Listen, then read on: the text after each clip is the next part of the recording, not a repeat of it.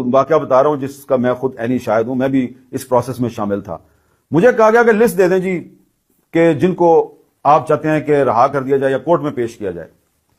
تو میں نے ادھر ادھر سے پوچھ پاچھ کے صرف 50 لوگوں کی لسٹ دی، اور اس لسٹ میں پولیٹیکل ورکر تھے یا اسٹوڈنٹس تھے یا کوئی شاعر تھا یا کوئی ادیب تھا۔ میں نے وہ لسٹ دے دی۔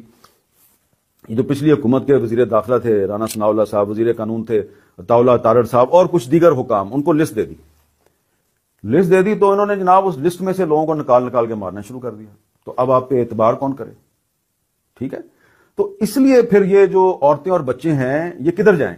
یا تو یہ جو علیحدگی پسند ہے ان کے ساتھ شامل ہو جائیں، لیکن یہ آتے ہیں اسلام آباد کی طرف، ادھر آ کے یہ آپ سے بات کرنے کی کوشش کرتے ہیں، آپ ان کو دھتکار دیتے ہیں۔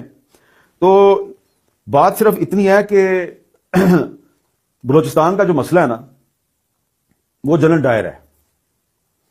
جنرل ڈائر نے 1916 میں بلوچستان میں جو خانہ جنگی شروع کی، جو مار پیٹ شروع کی، جو بلوچوں کو ڈیوائڈ اینڈ رول کی پالیسی کے تحت مروانا شروع کیا، آپس میں ان کی دشمنیاں پیدا کی، شیعہ سنی فساد کروایا، وہ کام ہوتا جا رہا ہے۔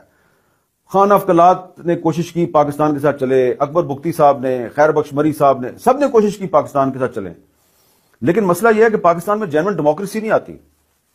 کبھی ایوب خان آ جاتا ہے، کبھی یحییٰ خان آ جاتا ہے، کبھی جنرل ضیاء الحق آ جاتا ہے، کبھی جنرل پرویز مشرف آ جاتا ہے، اور پھر یہ آ کے بلوچستان میں اپنے اپنے فیورٹس جو ہیں وہ تلاش کر لیتے ہیں اور ان کے ذریعے بلوچستان کو چلانے کی کوشش کرتے ہیں۔ تو اگر اس طرح سے اگر آپ اپنے ہینڈ پکڈ لوگ جو ہیں ان کے ذریعے بلوچستان کو چلانے کی کوشش کریں گے تو بلوچستان تو نہیں چلے گا۔ تو بلوچستان جو ہے وہاں پہ آپ کو ایک جینوئن ڈیموکریسی جو ہے وہ دینی ہے، حقیقی جمہوریت دینی ہے۔